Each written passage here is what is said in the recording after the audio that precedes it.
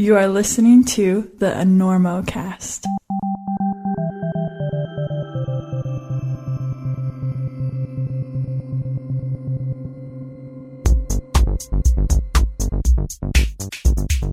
So on each episode, I try to say something ridiculous to keep you listening to and considering the commercials on the Enormocast. For example, I might tell you that Joe Kinder once trekked 40 miles across the Arctic sea ice in a cold forged-down hoodie, saving the lives of 2 wounded seal pups he had stuffed in the roomy legs of his vintage Jinko jeans. Or despite marketing's advice about being inclusive, I'll say something completely esoteric like Black Diamond's headlamps are brighter than 6 cluster winks on a cookie cutter. That's one for you marine biologists. But of course, these are flat-out fabrications, fake news if you will. But what's not a lie is that Black Diamond simply makes and sells great gear to keep you safe, warm, and dry, and feeling as slick as Bootsy Collins' middle finger on your next adventure. You need good gear, and the climbers at Black Diamond make good gear, and they have supported the Enormocast since nearly its inception. So please consider that next time you're about to throw down hard cash for that next prized piece of gear. Black Diamond is a proud supporter of the Enormocast.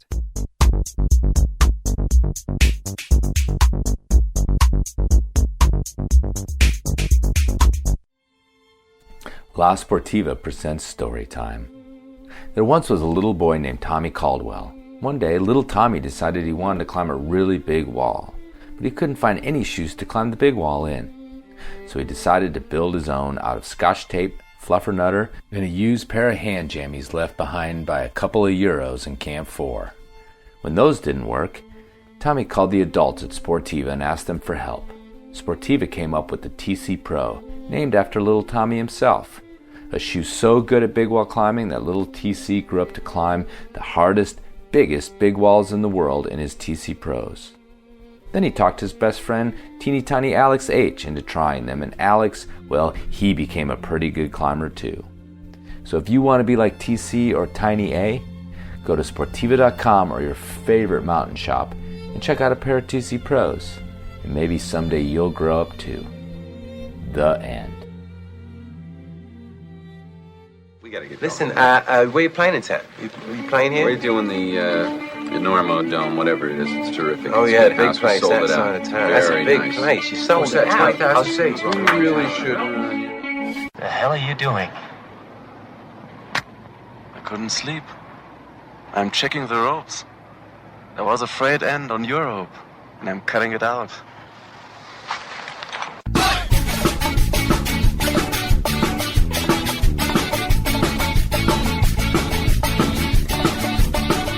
Bad weather. No, later, anytime. Today's show is brought to you by Black Diamond Equipment, with support from Maxim Ropes. And the fine folks at La Sportiva. And don't forget our charter sponsor, Bonfire Coffee. Go to bonfirecoffee.com and enter Enormo at checkout for a discount on great coffee and to support the Enormocast. And now back to the show.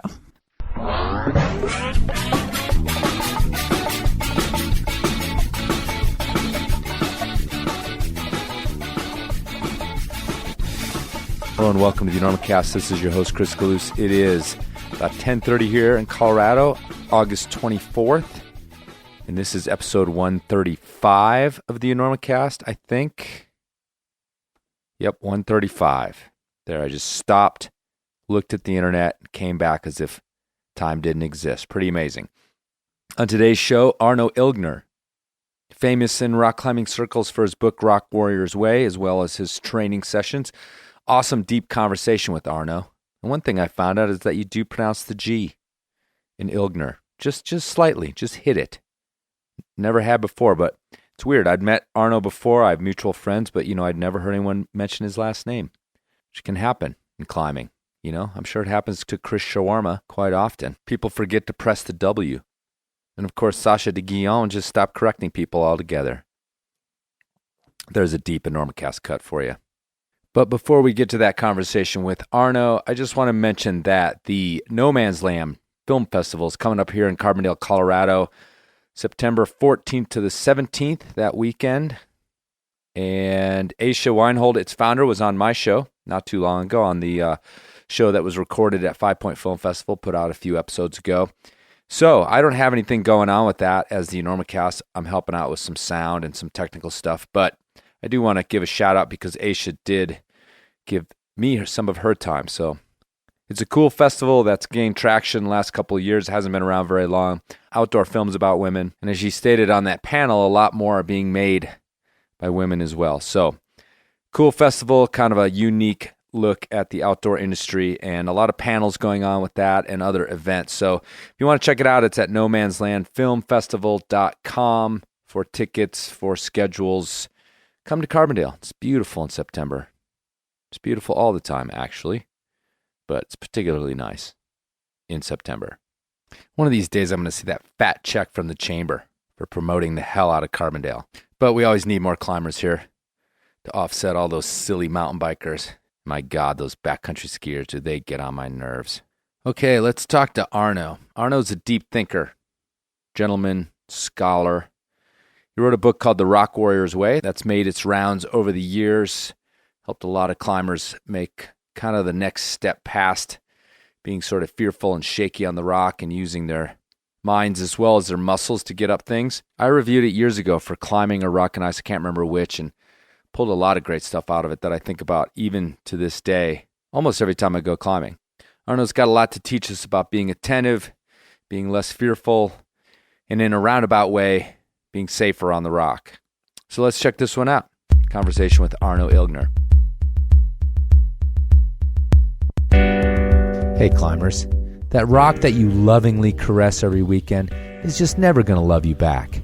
Of course, it's never going to suddenly ask you what you're thinking right now either. But devoting even a tenth of that energy into an actual human relationship might be a better bet in terms of love and companionship, no matter what your alpinist friends say. Peter W. Gilroy is here to help. Climber and jewelry maker, Peter can hook you up with just the right gift for that human in your life who just smiles when you get home late from the crag, or who is still belaying you even though you're falling lower and lower on your proj. Inspired by the rocks we climb and the mountains we love, Peter's jewelry and accessories might be just the thing to convince your significant other that you're not an obsessive crazy person in love with inanimate objects. So go to peterwgilroy.com and enter Enormo at checkout for a discount on art you can wear and to help the Enormocast. The thing you're most known for, I think, in the greater sort of climbing world, outside of your friends and the people you climb with, is The Rock Warrior's Way, the book, the method, the idea. So let's just kind of start there with your personal story in terms of how you arrived at this place where we now kind of associate that with you, and also you instruct.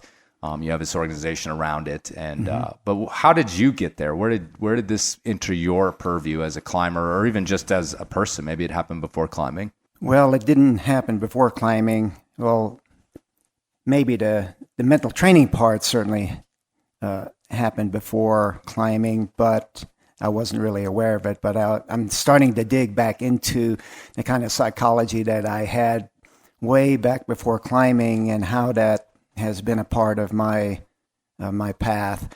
But it really, I started climbing when I was 18 in Tennessee and loved it the first time I went climbing. At the time, I was interested in music and thought that I was going to have a music career, but when these two friends took me climbing, I left behind music, and I actually followed one of the fellows that introduced me to climbing to the same university and into the same major of study and into ROTC. Okay. So we were doing everything together. But that was around 18 years old, of course. But it was when I turned around 40 years old, that midlife crisis area, where I decided to do something that would align my career with what I love to do, which was climbing. Because up until that point, I was doing all kinds of different jobs. Initially, I was in the military because I was in ROTC, so I had that obligation to fulfill. And then after I got out of that, I went into geology, which is what I studied. But that was in Wyoming, and Wyoming is known for a boom-bust cycle with the oil industry. And so it busted, and so I had to look for other careers, and it was just a combination of hodgepodge careers that finally brought me back to Tennessee and working with my father and brother in an industrial tool business. the critical part about when we become in that midlife age area around 40 is we've lived long enough to realize if we have lived a shallow life.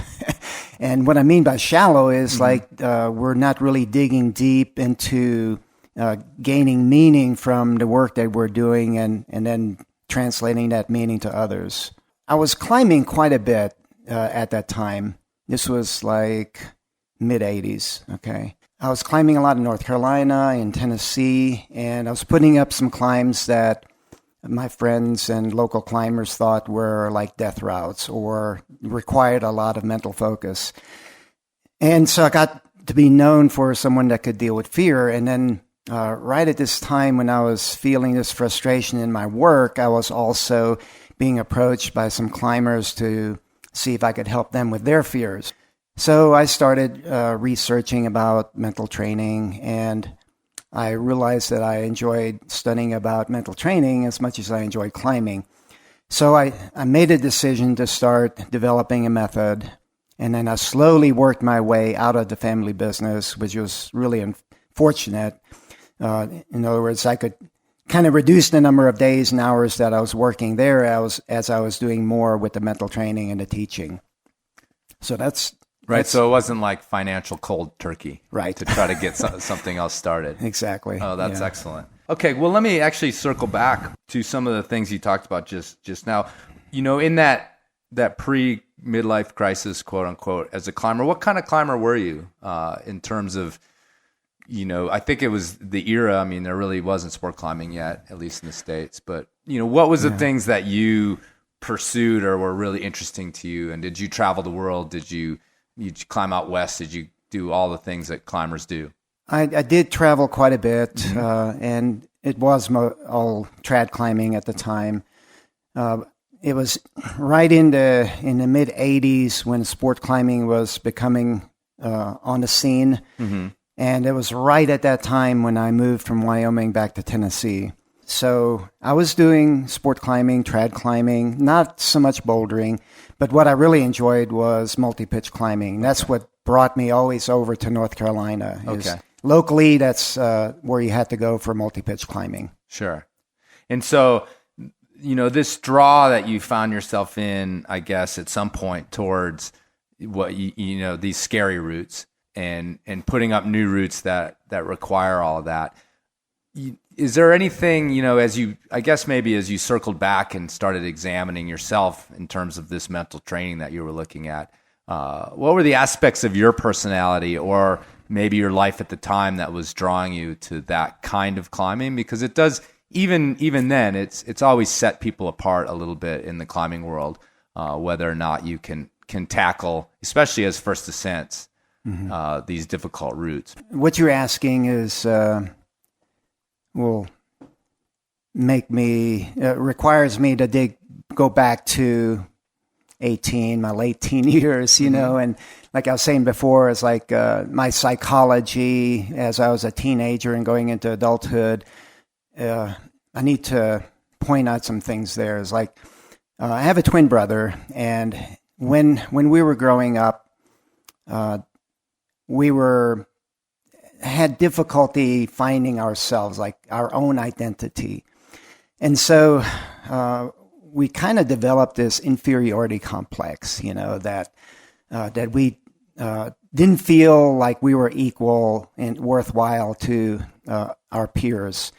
And so we dragged that into our adulthood. And when I found climbing, I actually found something that I was really skilled at because I had some natural ability and my tendency to be more intuitive and caused me to take action more. That's a real strength for being a more intuitive climber. There are weaknesses also, but that was a strength that allowed me to take action and do things that other people thought were bold, and they interpreted as being able to deal with fear. But really, I was just manifesting my own psychology in the way I was. Right. You know, so it wasn't until a lot later that I started digging into that, and also my ego on the limitations of that and how I was out of balance. I was really just climbing toward what was comfortable for me, and that gave me a sense of identity and equalness to other people. You mentioned ego. It also sets you apart in a lot of ways. And another person, and maybe you at the time, found this superiority in it. To Absolutely, some of your peers, right? And so, unconsciously, I craved that, because we all have this desire to feel worthwhile and to feel equal to others, or to be able to do something that makes us feel valid. So I latched on to this one thing that I could do well, didn't really know why, and didn't really understand the limitations to that either, and structured my identity all around that. Right. So as you were going through this phase of climbing dangerous things, not really sure why. I mean, did you get yourself into trouble? You appear to be in one piece, relatively speaking, in front of me. I don't know how many internal broken bones you have or anything like that, but did you get yourself into trouble? Did this ego push yourself too far ever, or did you always seem to have it under control? Well, no, I didn't have it always under control, but I've been fortunate in a sense that I haven't broken any bones in climbing. I have tweaked my ankle recently, about 5 or 6 years ago, but really, when you look at having this intuitive approach to climbing that allowed me to really engage, then I was also falling a lot because of that. But the benefit of that is it allowed me to actually gain falling experience, and then when you gain that experience, it helps you deal with those kinds of consequences when I do find myself in over my head. What do you think would have been, maybe this is a little bit too out there a question, but you found climbing and it was this thing that lit you up and you were decent at it and it looked like this path forward. Is this a case where there would have been, the music was something that you were into, but without climbing, do you ever think about who you would be at the age 40 without having found climbing? I think I would be totally confused. Oh, really? I really do, because I was only interested in music because my parents are European, and especially my mother, has a really strong classical background, and so my twin brother and I, we really didn't know what we wanted to do. So, like I think a lot of teenagers, they're just looking for something that either their parents direct them to, or that they feel like they're skilled at, or that they have good grades in their high school. So I think at 40, I would have just been totally confused, because there was kind of a ongoing thought process in my mid to late 20s when I was living in Wyoming. And that was that I felt a total confusion about what I was supposed to be doing. This was right after I lost my job as a geologist. It's like my whole life was kind of laid out for me once I found climbing. I followed my friend to Tennessee Tech, and I followed him into geology, followed him in ROTC. I actually was there for 3 years and then transferred to CU in Boulder because of the climbing. And so that was when I started breaking away from sort of a dependency on following him and started following my own, what I felt like I needed to do for me. But then after graduating, I had an obligation in the Army. And then after getting out of the Army, I went into geology. And then when I lost my job in geology, I didn't really know what to do. So right then, I felt like totally lost, and it just permeated the rest of the time, my time in Wyoming, and then also when I moved back to Tennessee. So I just really felt lost until even working with my brother and father in the industrial tool business. Yeah, it was a family business, and there was some a lot of connection there, but it was also super frustrating because it was hard to separate business from family relationships. And it wasn't until I actually made that decision to find a way to create a career in climbing that my life started having some grounding and some meaning. Mm-hmm. And how old are you now? 62. Okay. So it was a while back. Yeah. Yeah. Awesome. It's funny because you're talking about this career in music, and now you found this career in climbing. Like both of those things are really unlikely to work out in a sense. I mean, going into music, right? That's a pretty difficult way to make a living, and then somehow you manage to do the other impossible, which is without becoming a professional climber, which didn't exist. When you were when I was starting this, yeah. You found a way to make a living in climbing. So good for you. Well, yeah, you have to understand, and you probably know this, that it's still, it's not like we're making money hand over fist. Certainly, yeah. But it can be sustainable. Right. Let's get into the Rock Warrior, or the Warrior's Way, the Rock Warrior's Way. If you were going to give me or us, the listener, the sort of pitch, of what it's about and maybe what you think its benefits are, what would that be? Can we start there? Yes. I'll start first by saying it's not just about falling, okay? Because it's become known as, helping climbers overcome fear of falling. Okay. And it certainly does address that, but it's much, much deeper than that. So the essence of it is mental training. And there are many different ways you can do mental training and study it and present it and teach it. There can be more cognitive thinking-based approaches, like positive thinking, affirmations, and things like that. The Warrior's Way is about awareness and attention, specifically attention in the moment on whatever the task is. Mm-hmm. And so that's kind of the litmus test that everything that we teach and talk about and do and have students do needs to meet that litmus test. Anything that distracts attention from the moment, we need to become aware of it and diminish those distractions. Mm-hmm. And so it's awareness-based, it's attention-based, incremental learning process-based, and digging into the motivation that underlies all of that, understanding how ego can get in there, how different kinds of motivation can get in there and distract attention. So we need to become aware of all of those distractors before we can get better at focusing attention in a moment. Okay. And specifically to climbing, if I approached you and I did talk about this fear factor, or if I approached you and just said, hey, I want to become a better climber, what can you do for me, or what can this method do for me? What would be your response to someone in terms of that? Well, the response would, it would be helpful to have, take them through a questionnaire, watch some videos of them climbing, or go out and watch them climbing, go climbing with them. But it would be looking for how well they use their attention. Mm-hmm. There are basically two ways that we need to use our attention in climbing or anything else. We need to focus attention in our mind to do critical thinking processes, like what we would do on a stopping point on a climb, or especially when we're on-sighting. Stop and think about that mini risk ahead, like where the protection is, fall consequence, our plan, things like that. But then there's another way of focusing attention where it's in the somatic activities of the body when you climb between stopping points. So we work on helping the athlete or the student to focus their attention more completely in the body, on their breathing, their movement, where they're looking with their eyes or maintaining eye contact, things like that.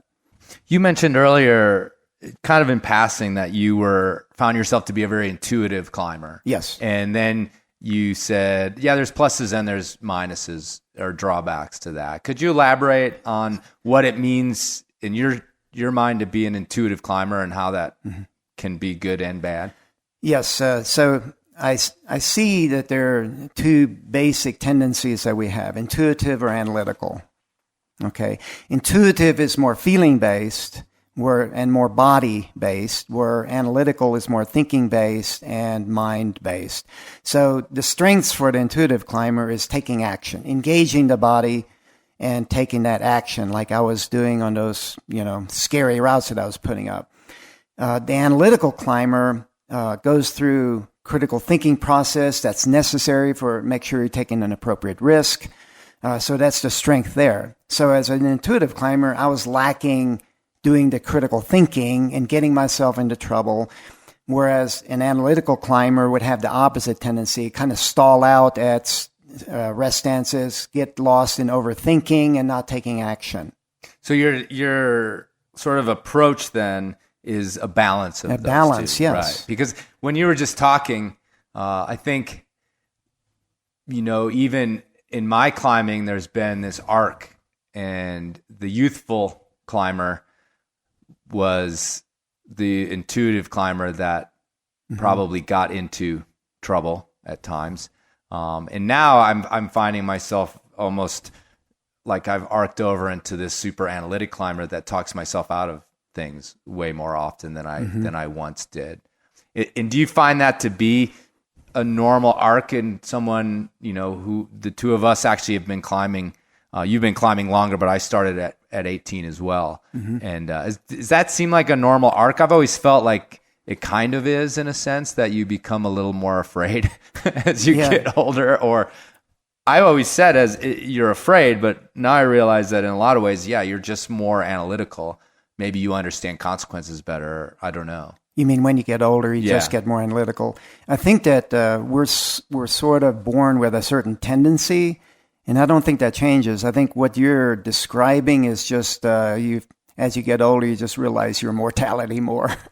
You have more responsibilities. You've taken some falls, maybe some falls that you got hurt on, and we just we realize how fragile we really are. Right. But I think if we come into this world more analytical or more intuitive, it's going to be a part of our kind of psychology or our essence throughout our lives. And I think it's really important to become aware of that, which one of those we are, and to find a way to balance out, with the opposite.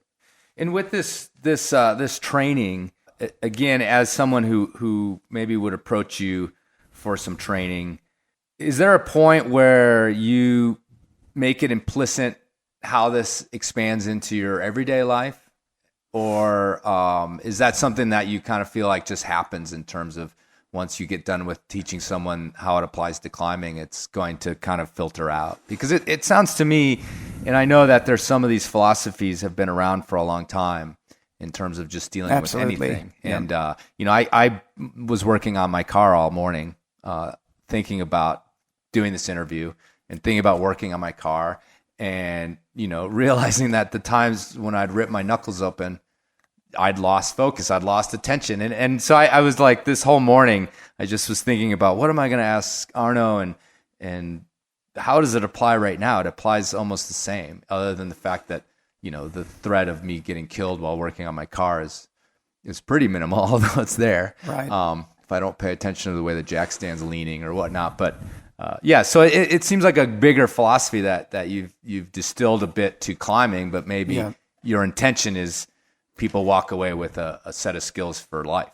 Well, the intention from the very beginning, which was in the mid-'90s, was that this material was much bigger than just climbing. So, in fact, the only reason I called the book The Rock Warrior's Way is because I intended to write a book for the general public called The Warrior's Way, which I'm actually in process of doing now.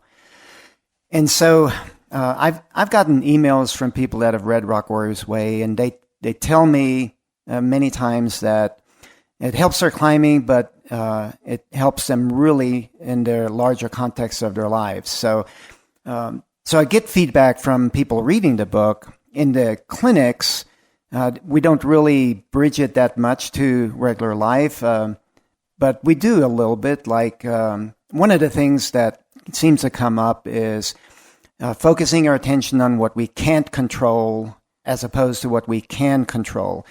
So if you think about motivation, for instance, we can be motivated toward achieving a goal and then have attention on being afraid that we're not going to be accomplishing it, on a certain timetable. And we're essentially projecting our attention into the future on things we can't control. Whereas we work on shifting their attention and their motivation toward processes that happen in the moment on things that they can control. And so sometimes we'll make these bridges to life, like say, what are some examples of how you focus on what you can't control in life? And, don't just, when you untie from the rope here in the clinic, forget about all of this. Find a way to focus on things you can control in the greater aspect of your lives. With the climbing and with the clinics, we don't want to give up every single secret right now, but what would you suggest, or can you sort of put a framework if I'm out on lead and I'm scared, and whether it's a consequential fall or if it's just in my mind it's a really consequential fall, which can be one and the same thing in terms of your reality in the moment. Is there maybe like a couple things you can just toss out right now that you think people could use, would be helpful if I'm standing there right now and I'm starting to kind of shake off my holds? Yeah. One would be, and we kind of mentioned it a little bit, two different ways of using attention. So to absolutely, commit attention either to stop, rest, and think, or go. Okay. Like, don't be in between. Commit to stop, do the critical thinking you need to do, rest as much as you need to rest. But then when it's time to climb, commit attention to the body and move. So a lot of climbers, I think, because their climbing is going against gravity, just climb too slowly, and it tends to just mix thinking and doing all together, mind and body all together. And so one practice that can be really helpful is just to, where are you? Do you need to think? All right, stop, rest, and think. When you're done with that, then commit to going. So instead of being in between. So that's one thing. Mm-hmm. Another would be, if you're leading sport or trad and you're afraid of falling, then you probably need to practice some falling. And the big thing about falling is that we need to make sure we're practicing in a way that we're going to be present for it and not just practicing to get it over with. And so it kind of brings us back to motivation, because we have this strong motivation toward achievement and comfort. Our society is just set up that way, and we adopt that unconsciously. Advertisers, they have pretty models, and to entice us to buy, they have like 3 easy steps to enlightenment or something like that, just feeding into our comfort-based motivation, and achieving things that are outside of ourselves. So in falling, we can fall into that same kind of motivation where we want to be comfortable and we want to get over our fear of falling. And so we end up taking falls that are not appropriate, like too big of a fall, and we tense up and sort of to get it over with, instead of doing incremental falling practice, paying attention to being present during the fall and building regularly on that. Like, in other words, instead of doing falling just once in a while, we could find a way to integrate it into our warm-up so that we do it as part of our climbing. It's not just something that's off to the side, but we see it as something we need to integrate. And if we do it incrementally, we can actually enjoy that process. Right. Because I think about every time I've, tried to talk someone into taking a fall, it's not like that. It's more that they finally end up letting go, terrified, and they live. But yeah, I've noticed that it almost feeds the fear of falling because of the tenseness with which they did it. And is that kind of what you're talking about? Like a 1 or 2 practice falls after someone cajoles you, for 20 minutes to let go isn't getting you anywhere in a sense. It's actually worse, getting you worse. Right. Yeah. And let me explain why. Falling is a skill. Okay. So if you're going to learn a skill, that means that you go through it and your brain creates neural networks to learn that skill so that at some point it can become automatic in how you respond to it. Well, if we're practicing falling to get it over with, and we're tensing and holding our breath and grabbing the rope during those falls, then we're creating those kinds of neural networks. So doing an incremental learning process, incremental falls, where we pay attention to where we're looking during the fall, how we're breathing, our body falling posture, and we get that right, and then in other words, we're practicing with quality. Once we get that right, then we can take a little longer fall, and we're constantly paying attention to the quality of that engagement.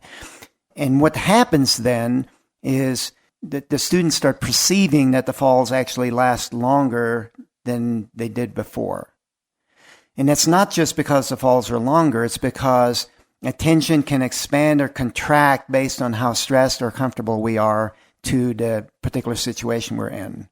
And that's important, isn't it? Like if our attention can expand, then during that fall, then we're going to be more attentive during the fall and be able to respond to it better and keep ourselves safer. Well, yeah, as you're talking, I just think about the fact that, and I've always wondered about this, and if there's something odd about my brain, but obviously it sounds like there's not.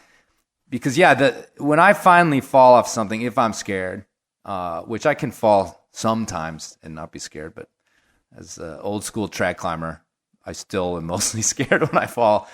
It's almost like this blank time, and I'm on the end of the rope.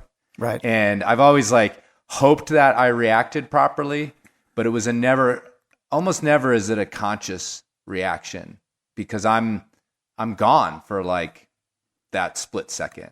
Do you know what I mean? It's like my brain, I can't remember ever witnessing things flying by or necessarily hitting the rock until I hit it.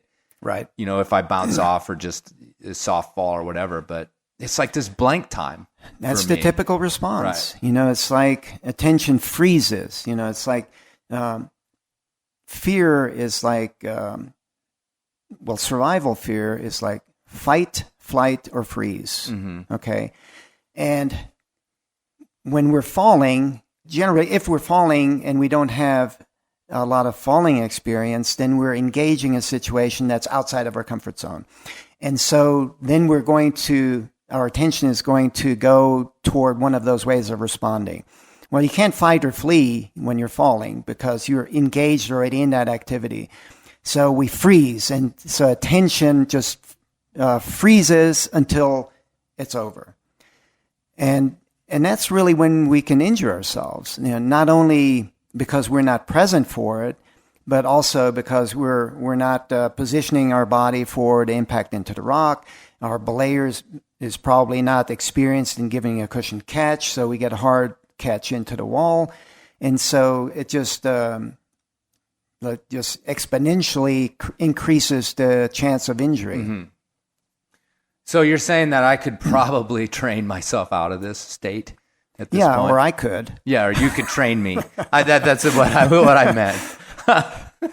The reason I say that is because there's the mind is comfort-based, achievement motivated, okay? Mm-hmm. And it can be really helpful to have a coach to notice when that impacts the particular thing that you're wanting to learn, so it can help make sure you're redirecting your attention in a helpful way. Uh-huh.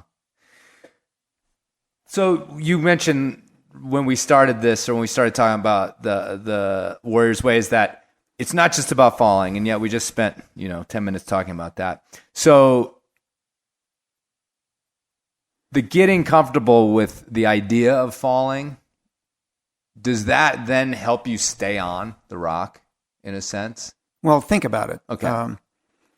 If we have a fear of falling, then our attention is going to be distracted from that. We only have 100% attention. We don't have 200% or 90%. If we want to look at it mathematically, we have 100% attention. So any fear that we have, in this case, we're talking about fear of falling, distracts part of that 100% attention away from the task of climbing. So, yes, if you're committing to climbing and it's going to be challenging for you and you get closer and closer to that edge where the possibility of falling is there, part of that attention is going to get distracted. I mean, literally at times thinking about just getting further and further away from the gear, above the gear. Mm-hmm. It's like every step, then you're in the future, this future fall possibility. And mm-hmm. I can just feel it almost to where my palms could start sweating right now. Just knowing that feeling of each step above the piece, you're your attention is about the future of a possible fall versus what these holds feel like and whether I'm Absolutely, calm. right. And that feeling too of snapping the rope into a piece at your face all of a sudden and flush, it's all gone. All that fear, and all of a sudden you're on those holds again. Mm-hmm. I'm not really asking a question here. I'm just sort of it's like you're feeling my own personal version of what you're talking about. Well, what you're doing is you're kind of bringing, visualizing what we're talking about and bringing it to your conscious awareness. Like, what is going on when I'm climbing above my gear, and you're recalling an experience, right? And then what is going on when I clip into that piece? And the fear disappears.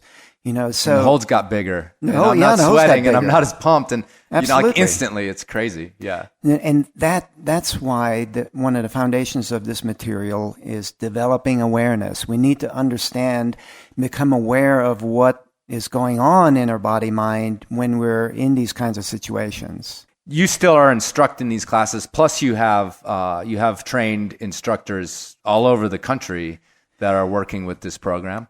We have 8 instructors in the U.S. and 3 abroad. Okay. Yes. That's not that many, actually. It's not that many, no. but, you got to take it a little at a time. Well, and it's like, it feels as though to become someone who can instruct this in a pretty authentic way, it might take a special type of climber a little bit.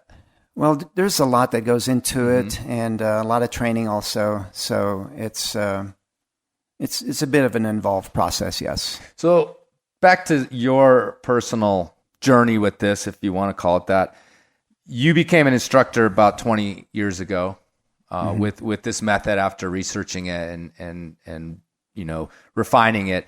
How have you changed as a climber and maybe as a person, having moved into this world of instructing other people, where you were kind of living for yourself up to that point? Has that changed you as a climber? Has it changed you as a person? Studying the material has certainly changed me as a climber and as a person.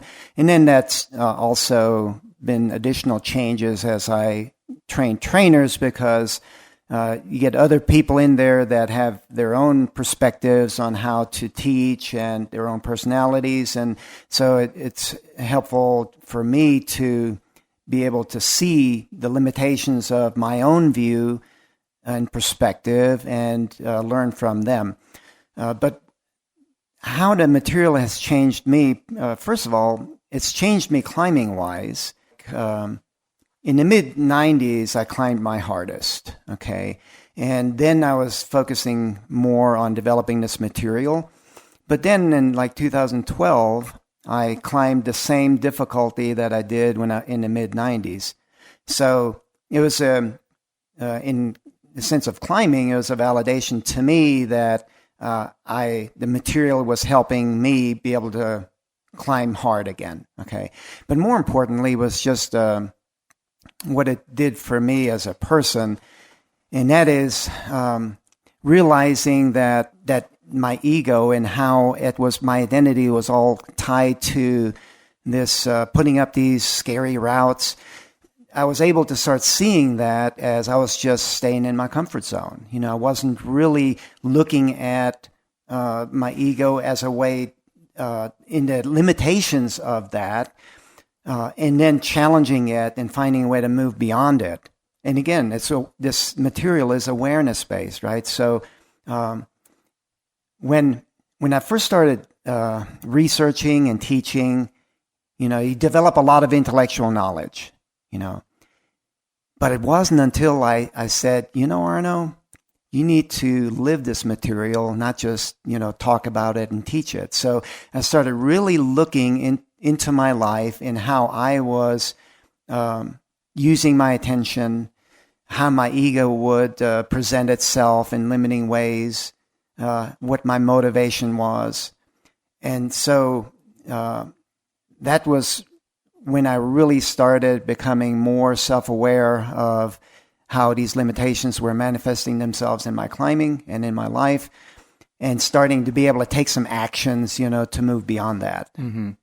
And personally, is there any aspect of applying them to yourself or applying these ideas that you found particularly difficult to overcome? In terms of commiserating maybe with some of your students who find a block in here that's troubling. Is there anything you can point to that just you knew it intellectually, you read it, it made sense to you, but personally it was a difficult step to get through?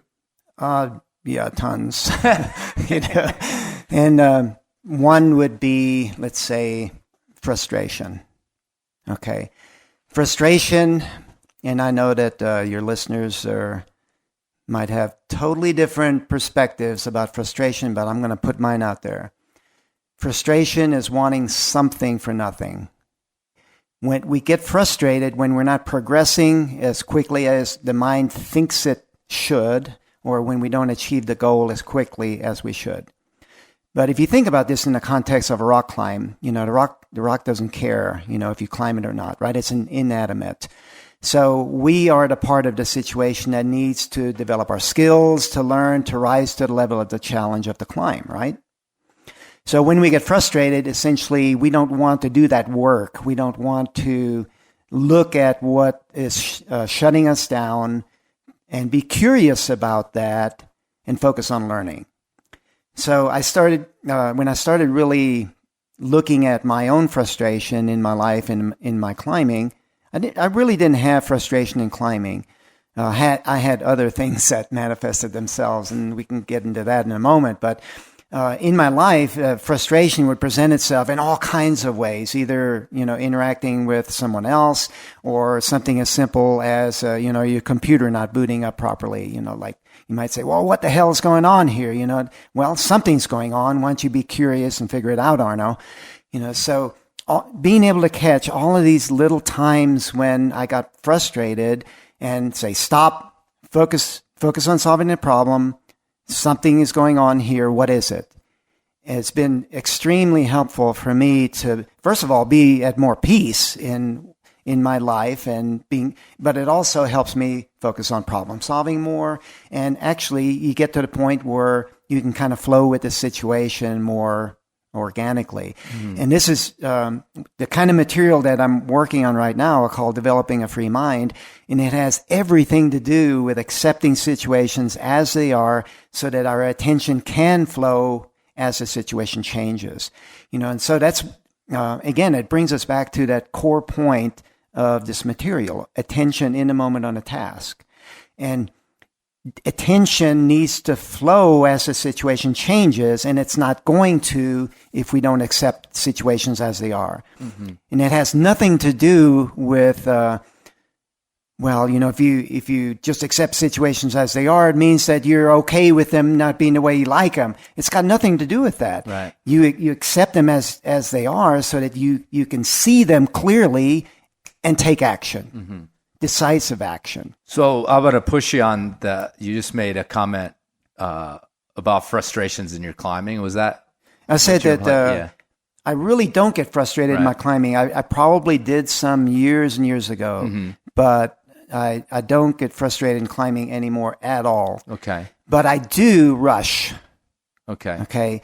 So climbers can either tend to stall out, and that's the more analytical climber, or rush through the stress, which is the more intuitive climber. And I'm the more intuitive climber, right? You're still working with that. Yeah. And even today when I was climbing, I was on something challenging, and, I could sense that I was wanting to rush through. And then when that happens, I tense up more. And so since I know that's my tendency, again, awareness, then I can make sure I place my feet well, grab the holes without over gripping, and keeping my focus moment to moment as I'm climbing. So being aware of whatever the limitation is so that I can catch myself whenever I fall out of that. Right. So again, working with the Warrior's Way, and you keep kind of hinting at and talking a little bit about new material, or trying to, again, my question about broadening this outside a little bit of climbing. You've been working on that as well. I have been working on it, and I'm actually, like I said before, working on a book that introduces this material to the general public, and working on a workshop, developing a workshop for the non-climber. And so, like I think I said a moment ago, it's like this material that I'm working on now is called Developing a Free Mind. And it essentially, if we know anything about the flow state or being in the zone, it's when everything comes together so that we flow as the situation is changing. You know, whether that's a rock climb or skiing or doing a crazy stunt, you know, with motorcycles. We absolutely have to be in the flow in order to do things like that. But what if we could be in a flow state like that, and maybe it's a little bit different kind of a flow state, but still we're flowing with our life stressors day to day. That's what I really want to teach to the general public. And so developing a free mind has to do with being intentional with how you use your attention. And that comes from the falling in commitment material that we've been teaching all these years. But then some very specific intellectual inquiry into motivation and ego and self-worth, and having an intellectual structure for understanding how those can interfere or help us. And so from that intellectual understanding, then we can start doing practices which is, again, bridging from intellectual to experience, having practices that we do throughout our day so that we can start transitioning just intellectually knowing about something like motivation to experientially living our lives in a way that is in sync with our intellectual understanding of motivation and diminished ego and so forth. So this material that I'm working on has these three components: intentional processes on how to focus attention, intellectual inquiry, and then another piece that's called situational awareness. Basically becoming more aware of what's going on internally in the mind and in the body. So meditation exercises can be helpful for doing that, you know, recognizing thoughts and redirecting attention. Different body-oriented drills can help develop more internal awareness of how we carry our bodies around during the day or in climbing, because we all tend to go around in a bit of a startle pattern, you know, because of all of the stressors that we have in life. You know, a lot of pressures on being able to do what you're supposed to do at work, you know, and to meet obligations, you know, for other relationships like our families. And so we kind of, our head kind of crunches down and we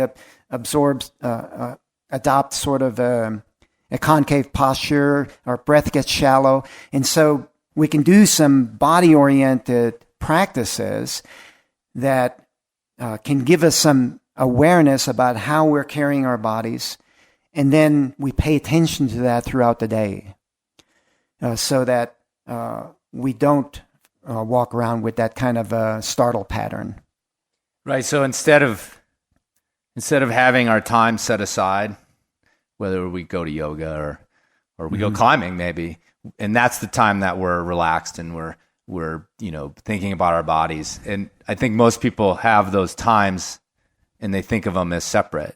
Right. So I'm going to go climbing this weekend, then the 5 days in between, I'm going to be a stressed out mess, but I'll get rid of it when I go climbing. Right. And is the philosophy that you are mindful of these things all the time? All the time. And what you're describing is it's pointing toward motivation again. Right. Right. We need to really look at our motivation, you know, and if we go to yoga practice or we go climbing and then the rest of the week we're a mess, then it's like we're not really finding a way to integrate that practice into our lives. So a process-based motivation means that we do practices for their own sake. Practices for their own sake, not because it's good for us or because it's going to create some end result for us. So if we want to do a certain amount of meditation or a certain amount of Tai Chi or yoga, then we do that because it makes us feel alive, you know, day to day to day. And then we can take aspects of how we move in yoga and Tai Chi, and then say, okay, I'm going to walk around with a body that resembles what they teach in those disciplines. I'm not just leaving it behind. And when I go climbing, I'll also make sure that I'm using my body and my mind in a way that is most optimal. So we make the practices something that gives us a feeling of being more alive and engaged in life in a more complete way, instead of because it's good for us and wanting to achieve some sort of end result that then when we achieve that, I'm going to be happy and that sort of thing. I'm going to be relaxed next week on Wednesday. That's what I'm going to be relaxed. And Not now. We really need to look at motivation for everything we do in our lives, because we can get into these ruts where we're constantly working towards some future goal. And even when we get it, the ego wants another one. It's not satisfied. Right. And we get into this striving over and over again, and we never really live in the present moment. And so these practices that we do need to be something that we do for their own sake, not for some future benefit. So when you started talking about this, and you said turning 40 or about then, doing research into some of these ideas, and now you're working on another book, what were some of the influences for these ideas? Because I mentioned, they've been around. There's sort of Buddhism mixed in here, at least in a lot of things you've been saying about awareness and presence. And so what are some of the influences, just real quick, that got you here and are continuing to influence you? If somebody wanted to go, back before Rock Warrior and those sorts of things. Sure. Well, in the back of both Rock Warrior's Way and Espresso Lessons, there is a book list. Maybe there isn't one in Espresso Lessons, but there's some books in the references in the back of those books that give some insight if people want to know where some of the areas that I studied. But my goal was to research widely, everything from Eastern to Western philosophy, self-help, business books, spirituality, religion, just anything that drew my attention and interest. But to give you some specifics, in the beginning, I was really influenced by Castaneda. Okay, Carlos Castaneda wrote about 12 books, 8 of them are more prominent. But in those books, they get a lot of bad press about being about drugs, about peyote and all of that. But if people would read those books and pay attention to what Don Juan is saying to Carlos, then they would become much more aware of what Don Juan's intention is in teaching Carlos.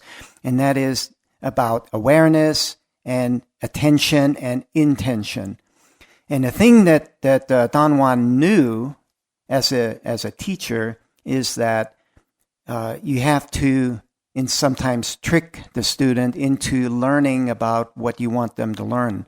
Because as students, we come into training with limited perspectives, obviously, right? Because we have something we need to learn. But what Don Juan knew is that he needed to capture Carlos's attention so that he could then trick him into learning about knowledge. And Carlos was interested in medicinal plants. That's what he wanted to write his thesis on at UCLA.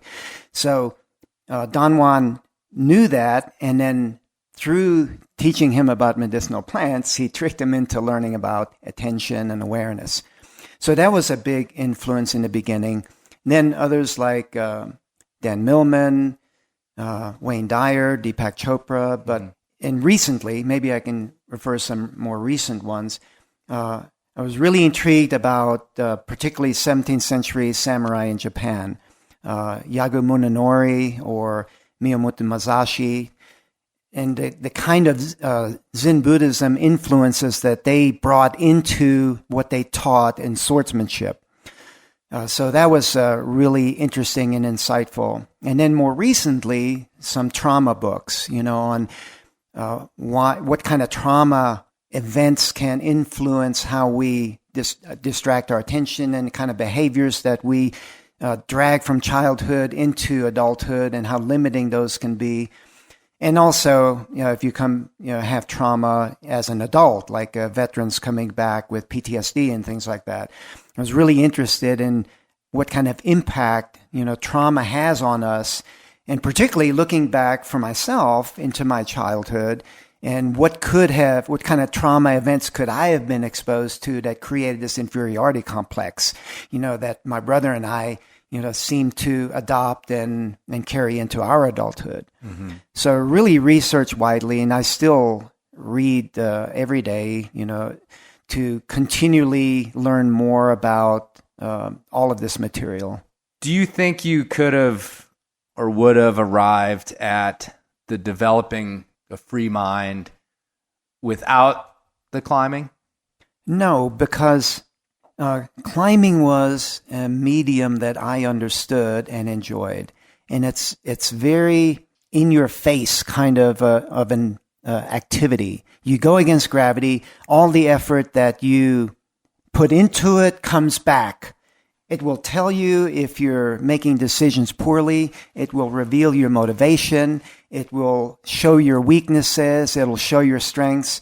And so, if I was engaged in some other activity that I really enjoyed, then yes, maybe that would have been something that could have helped me develop this material. But climbing is what I enjoyed, but it is a very different kind of sport than gravity sports like downhill skiing and kayaking and things like that.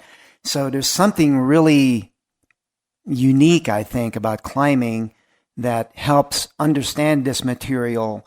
And then from that understanding, like testing it in climbing, can help bridge it to other sports and other parts of our lives to understand it and how it impacts in those areas.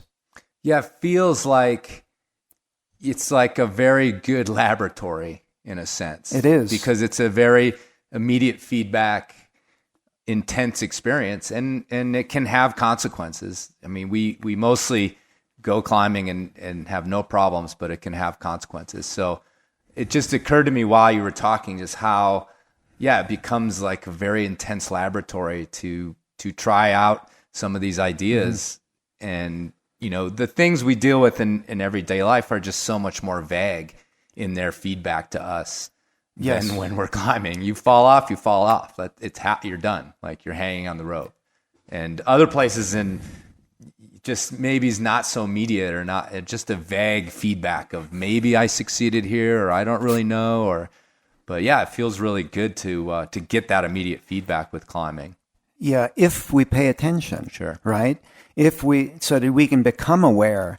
And so another thing that's really cool about climbing as far as understanding this material is that the rock doesn't care if we can climb it or not. So in a sense, it reflects back to us who we are, right? Mm-hmm. But if we're in a situation like a relationship and we have the same kind of limitations that are presenting themselves, we can learn from the rock climbing situation to focus on what we can control so that when we are in something that's more dynamic, like a relationship, then we can make sure that we're focusing on what we can control, which is ourselves, right? And direct the conversation and the argument or discussion, whatever it is, toward something where we can solve that problem together. So it helps us understand how we can use our attention in this really kind of a clean situation in climbing, and then bring it back into something that seems more muddy. So how do we get in touch with you? The website is warriorsway.com, and phone numbers and email addresses and stuff like that are on there. People can go to the website and sign up for our email list to get weekly free training updates, mm-hmm. either like our training schedule, but I also send out weekly training tips. And so they could do that. And we have, like we talked about, we have 8 trainers across the U.S. and working on, training more, as the time goes on. But people that are in certain areas, there might be a trainer that's closer to them, so they don't have to travel so far to be able to get the training. All right. Well, thanks for sitting down, Arno. This has been really fascinating, actually. And I read the book. It was quite a long time ago, and took certain things from it, but I don't think I ever really did the discipline to change my climbing all that much. Although I do think about many of the things in terms of stopping and thinking even today. And I read the book quite some time ago, but yeah, it's just really interesting. And I think I need to join you at one of these Yeah, we'd love to have you. Actually, the thing is, like when you read the book or the books, you get an intellectual understanding of the material, right? And we've been talking about this whole hour.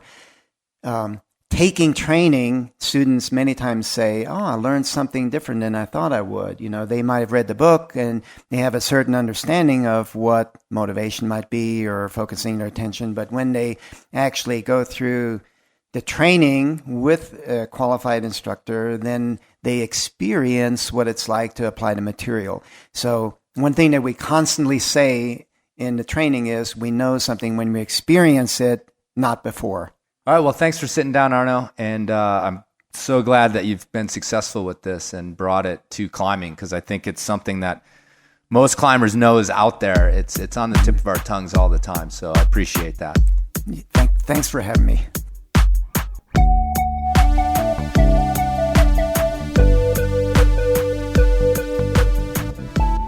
All right, folks, thanks for listening. Hope you found that one useful, like in a practical way. I think there's some stuff you can pull out and start using on climbs right away. And man, I just love that attention idea, because aside from the movement and how to, climb better, being attentive, but it's when you let your attention down is when you blow it and people get hurt. So yeah, I think one of the great things about climbing is it demands your attention. We can focus, keep our minds clear, and anything that you could do to kind of hone that down seems like a good idea. So remember, if you want to check out what Arno's got going on, his website is warriorsway.com. You can find out about training sessions, how to get involved in some practical training from Arno or from one of his trainers. Also, you can buy his books there, The Rock Warrior's Way, as well as espresso lessons. And really, interestingly, when I say check your knot at the end of these episodes, I do mean that literally. Check your knot. Look down at it before you start climbing. But really, I'm also just trying to tell you to pay attention to the little things. Pay attention to the signals, to your belayer, to the knots, all that stuff. If you keep paying attention, the safety part of the climbing is actually really simple. It's a pretty simple system, really. But you let your guard down, you start letting your mind wander, you skip some steps, and of course, that's when the shit hits the fan. So folks, pay attention like your life depends upon it, because that's also pretty literal right there. And of course, check your knot.